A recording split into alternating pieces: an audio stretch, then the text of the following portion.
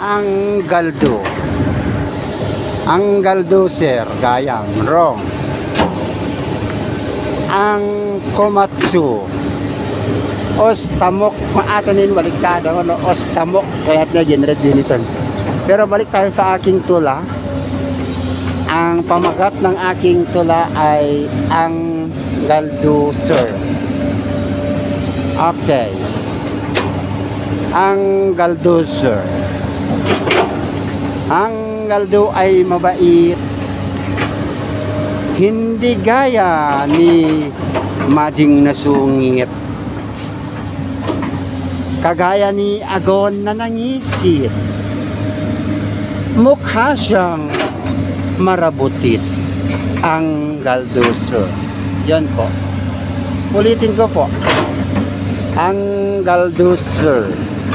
Si galdo. Si galdo ay gwapo. Ubod sa ng pilosopo. Hindi gaya ni Agon Agansu na mukha siyang maitim na negro. Ang galdo, sir. Thank you. So, last but not the least, dilis talaga. Oh, mabilis, madilis. Sa inyo pong lahat, maraming salamat po. Ang galdo, sir. Wow.